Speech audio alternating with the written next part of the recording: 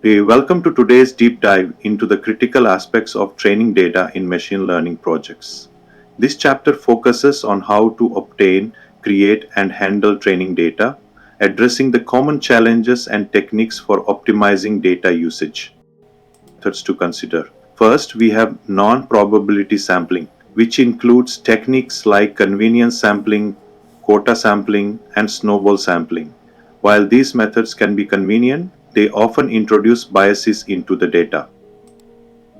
On the other hand, there's random sampling, a more balanced approach. This includes simple random sampling, stratified sampling, and weighted sampling, all designed to better represent the overall population.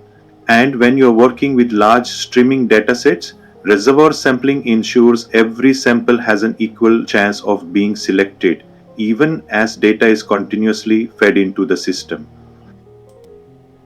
Once we've selected our data, we need to label it. Labeling can be a tricky and resource intensive task. Hand labeling involves human annotators, but it's not without challenges. It's time consuming, costly, and prone to inconsistencies. But there are other ways to generate labels. For example, natural labels are labels that can be inferred automatically by the system, like the time of arrival estimations you see in Google Maps, which rely on live traffic data.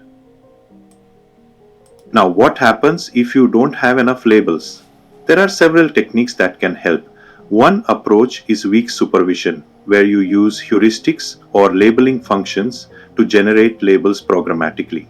This method, powered by tools like Snorkel, can be much more efficient than hand labeling. Another option is semi supervision, where you generate new labels based on a small initial set, gradually improving the labeling process over time. Then there's transfer learning, where pre-trained models are adapted to new tasks. This includes fine-tuning or zero-shot learning, which allows you to leverage existing models for entirely new problems. And finally, we have active learning, a technique where the model selects the most informative data points to label, making the process much more efficient. Another challenge we face in machine learning is class imbalance, where one class is significantly more frequent than others. This can lead to biased models. One way to address this is through cost sensitive learning, where higher penalties are applied for misclassifying minority class examples.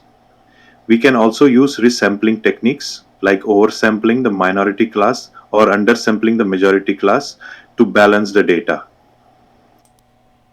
Focal loss is another solution, adjusting the loss function to place more focus on the difficult to classify examples, particularly those in the minority class.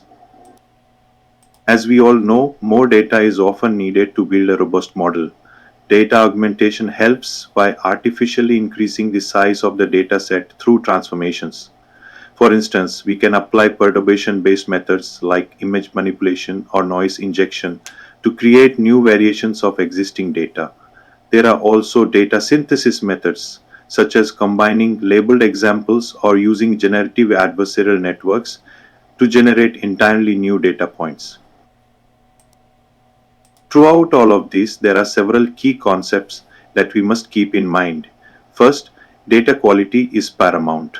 Messy, incomplete, or unpredictable data can undermine the effectiveness of your models. Programmatic labeling can offer a more efficient, adaptive, and private alternative to hand labeling. However, there are trade offs between the time and cost involved in manual labeling versus the potential noise that weak supervision can introduce. We also need to consider active learning efficiency.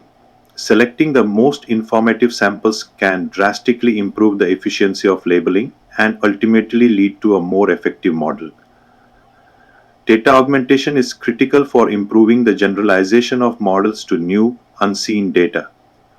And let's not forget about natural labels, which may be delayed but can provide valuable insights for long term improvements. To summarize, developing effective training data sets requires a careful approach. Each step from sampling techniques and labeling methods to addressing class imbalance and augmenting data is crucial for building a successful machine learning system. The key is to adapt to challenges ensure high quality data, and implement efficient programmatic solutions whenever possible. By mastering these techniques, you will be better prepared to create robust and reliable machine learning models.